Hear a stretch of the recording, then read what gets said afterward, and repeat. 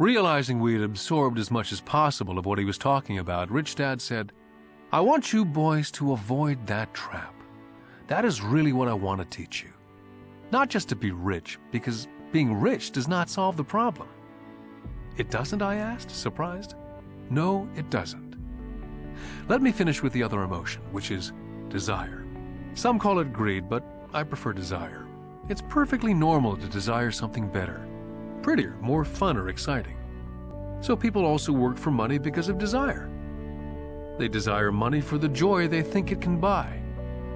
But the joy that money brings is often short-lived, and they soon need more money for more joy, more pleasure, more comfort, more security.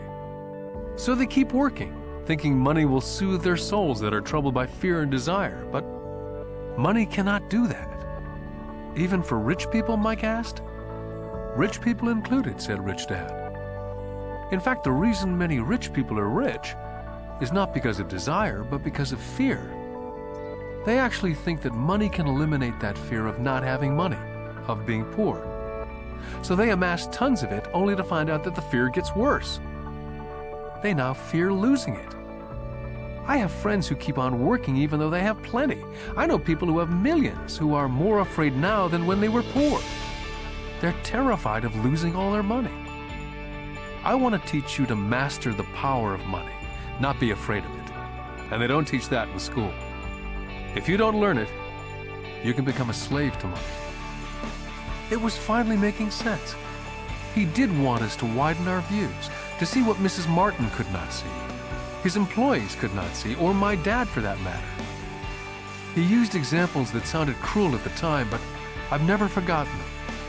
My vision widened that day, and I could begin to see the trap that lay ahead for most people. You see, we're all employees ultimately. We just work at different levels, said Rich Dad. I just want you boys to have a chance to avoid the trap.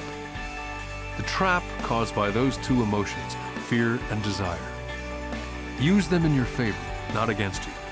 That's what I want to teach you. I'm not interested in just teaching you to make a pile of money. That won't handle the fear or desire. If you don't first handle fear and desire and you get rich, you'll only be a high-paid slave. So how do we avoid the trap? I asked. The main cause of poverty or financial struggle is fear and ignorance, not the economy or the government or the rich. It's self-inflicted fear and ignorance that keeps people trapped.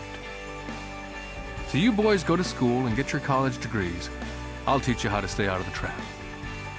The pieces of the puzzle were appearing. My highly educated dad had a great education and a great career, but school never told him how to handle money or his fears. It became clear that I could learn different and important things from two fathers. So you've been talking about the fear of not having money. How does the desire of money affect our thinking? Mike asked.